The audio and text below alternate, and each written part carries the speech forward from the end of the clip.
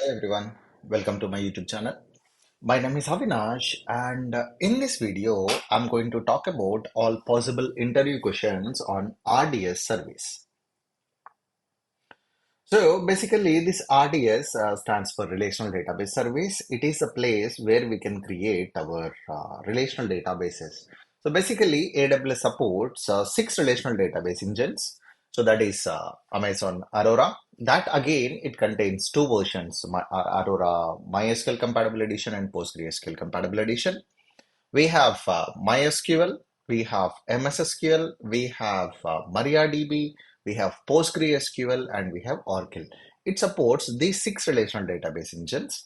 So based on our requirement, we can choose one database type and we can provision and we can start using it. So if you are using EC2 instances, we need to download and we need to install, we need to configure, we need to take backup, but those all operations AWS is going to take care here in this RDS service.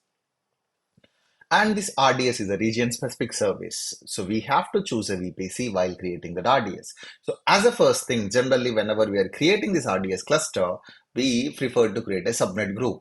So this DB subnet group contains where our database should run.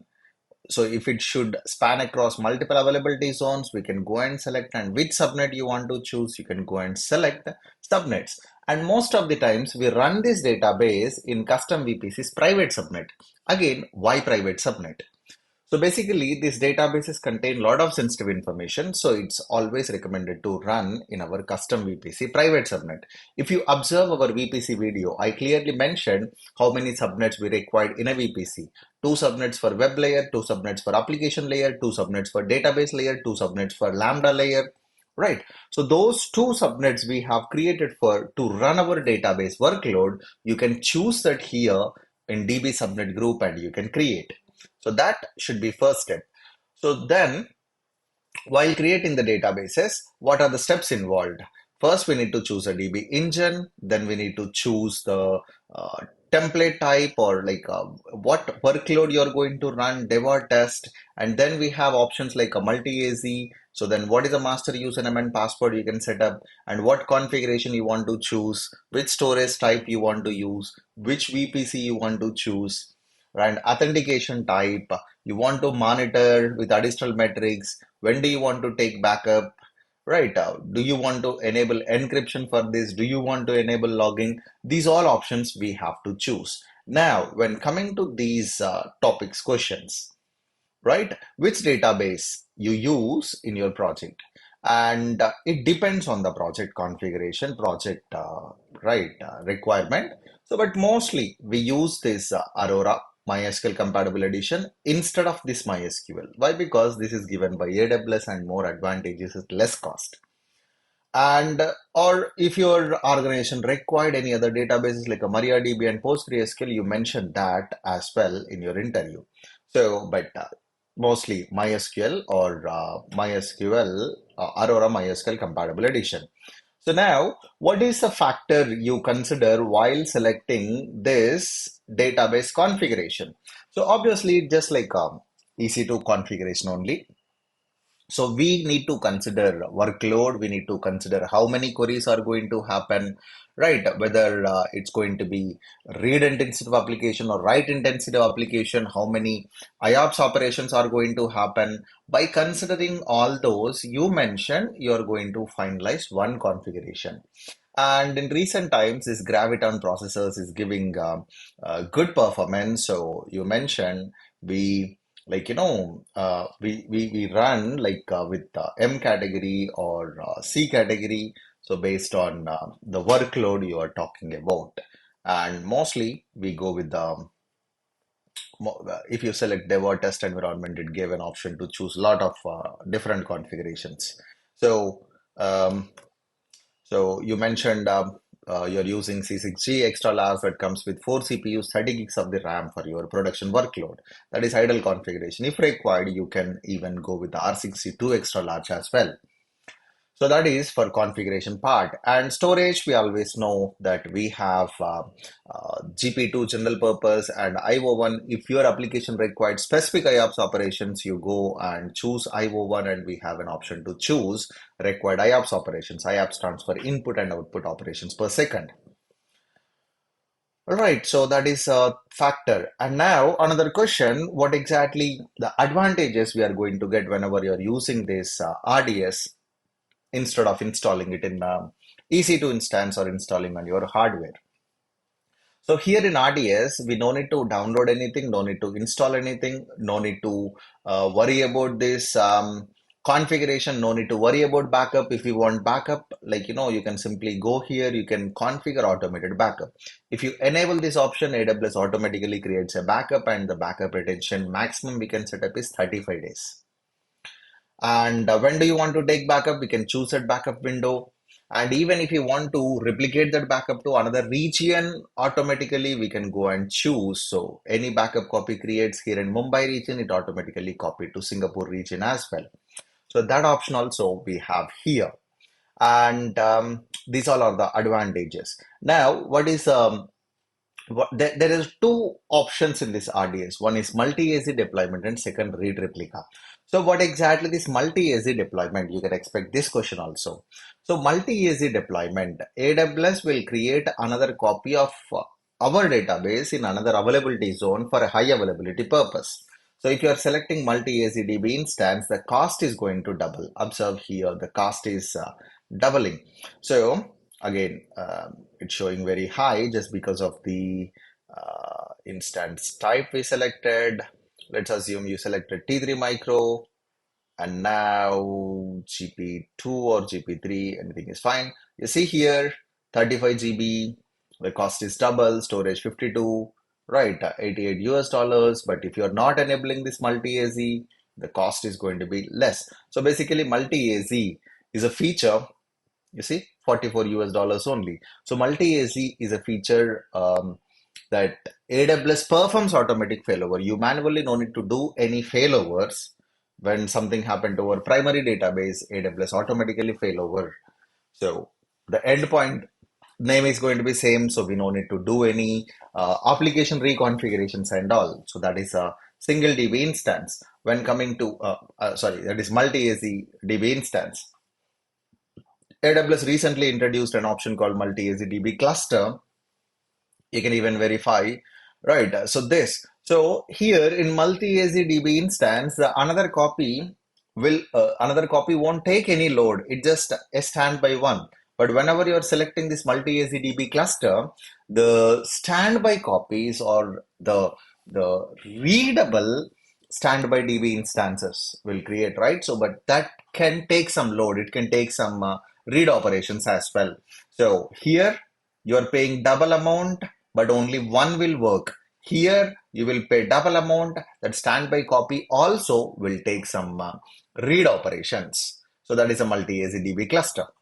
So do we need to do any failover? No, we don't need to perform any failover. So AWS will do automatically in case it detects any failover on our primary instance. So that is what this multi-AZ deployment means. And we have another option called read replica. Once we create a database, and if we go to this actions, you can see read replica option. So read replica is nothing but another copy of our database. It just like a replica copy. Whatever operations you're performing, either write operation, right? If you perform any write operation on your master copy, it automatically replicates to the replica copies. So replica copies designed to scale workload. So you, instead of sending read operations and write operations to our primary copy, we can send some read operations to our read replica. So you are offloading some traffic. So automatically you're routing some traffic to read replica. So load will reduce on our primary copy or master copy. So you can create read replica in same region, or you can create read replica in another region also. Right? So how you're going to take a backup for a database? We have two options. We have manual snapshots, we have automated snapshots. Whenever you're creating a database, we have an option to configure automated backups. By defaultly, um, it is going to be in enable state and default value is 7 days. And you can go and choose what is the retention period you want to configure, how many days backups you want to retain in your account. So these automated backups we cannot delete. If you want to delete this, you need to reduce this backup retention period. But manual snapshots, we have to create it manually. So whenever you required, right, whenever you're going to perform any major operation, you can simply go and create a snapshot, and from that snapshot, you can restore. This snapshot restoration is point in time and not an in-place restoration. If you are initiating a restore of a database, it is going to create a new database with new endpoint that we need to update at our application level. Right. So that is about backups. And we to save some cost, we can purchase reserved instances. If you are purchasing reserved instances, we can choose like AWS gave good amount of discount. We can choose for 1 year or 3 years. Whether you want to go with single AZ or multi AZ, what DB instance configuration you want to go, right? Which DB engine you want to use. For example, Aurora. Uh, MySQL, I want to go with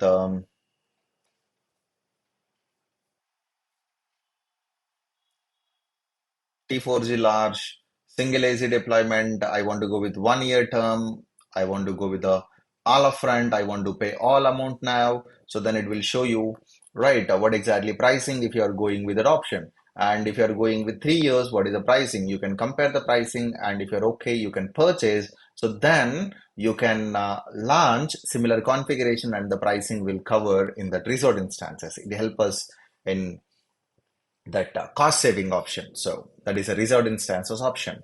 And when coming to this monitoring, how we can monitor our RDS. So we generally we can integrate this RDS with the third party applications like a Splunk, Datadog, or we can use Site 24/7, or we can use AWS own services like this CloudWatch. So whenever you are creating a cluster, we have an option to enable enhanced monitoring. Even without that also, we are going to get some basic metrics. But if you want to reduce that granularity, you can enable enhanced monitoring.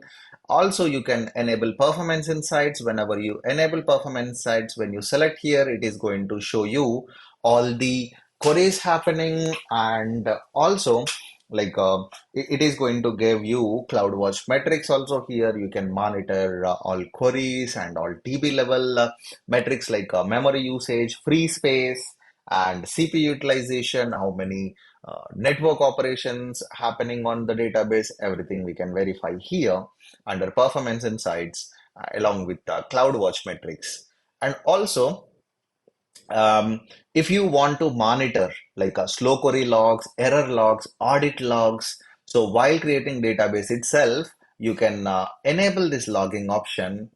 You can simply enable this. Where is that? Let me choose MySQL. We have an option to enable logging. We can enable slow query logs. We can enable error logs, general logs, audit logs. So these all logs will go and store in our CloudWatch logs group. So if you want to verify that, you simply go to CloudWatch and you verify whether any queries are executing very slowly, any errors occurring. So you can verify that. So that is another option we have on our RDS. And so how we can securely integrate this or securely make it available for our web servers only. So for that, we can use pipeline mechanism. Whatever the security group you are going to attach to your RDS, make sure you add an entry in that security group with your instance as web server security group. That is one option. Otherwise, you gave your instances IP addresses, private IP addresses, right? Or you can even open it for everyone, but that's not recommended. And if if you already have a RDS cluster here in this Mumbai region, you want to share that RDS cluster to any other region. Can we share, or can we share with another AWS account? The answer is yes. If you want to share an RDS cluster to another region, you first create a snapshot. So then that snapshot, you have an option to copy to another region. You can share the snapshot privately with another AWS account, or you can even make it public. So making it public is not at all recommended, as these databases contain a lot of sensitive information. And whatever the snapshots we have here, we can export the snapshot to S3 bucket, and whenever we require, we can import or we can restore from S3, and we can create a database cluster. And how can we encrypt an existing RDS instance? So you already created a RDS instance, but you have not enforced encryption at the time. Now you decided to enforce encryption. Can we enforce encryption? The answer is yes. We can enforce encryption, but not directly. If you simply go and modify, then if you look for enable encryption, you don't find that option. All you need to do is create a snapshot. From that snapshot, you create a new cluster, or you restore from the snapshot. And while you are restoring, you have an option to encrypt that, so that you will get an encryption one. So, or you have this snapshot, you perform this copy snapshot. While you are copying, you have an option to enable encryption. You copy to same region. So once you got an encrypted snapshot, then you initiate the restoration. This existing snapshot is not encrypted. Okay, this existing snapshot is not encrypted. When I'm trying to restore from this, yeah, it's not allowing me to enable the encryption, right? So if I want to choose to encrypt copy of the source DB snapshot, then yeah, we can do that. So that is a process to encrypt an existing one. You can take out that old one, and you can promote the new one that enable with encryption for your application. So that is an option. And how we are going to manage this username and passwords, or the credentials of this RDS cluster. If we generally, we need to define a master username. So what if we lost this password? It's very, very simple. If you lost this master username and password, we can simply modify this database, and we can set up a new one. And while we are setting this up, we have some options. We can go with the auto-generated password, or if you don't want to manage these passwords, we have an option to manage credentials with the help of AWS Secrets Manager. So now, Secrets Manager is a service where we can store some sensitive information. So you can use Secrets Manager service for our services like RDS, and we can use it for our ECS, for our Lambda, right? So you can even integrate this with our secrets manager service to store the credentials. So without we can even enforce it credential rotation also with the help of a lambda function that, like, connects to the secrets manager. And let's go through the document. I just want to double check if I missed anything. And I hope you are enjoying this video series. I assume you are. This video series is very helpful for your job hunt or job search. If you think so, please spend some time and please subscribe, and please share these videos with your friends or someone who is preparing for AWS interviews. And yeah, read replica we discussed, backup strategies, automated backup. The maximum retention period is 35 days. Automated means AWS creates, manual means the customer creates. Restore, we can use snapshot, and we can use point in time, secrets manager, and VPC. So as I mentioned, as the first thing, we are going to create a DB subnet group.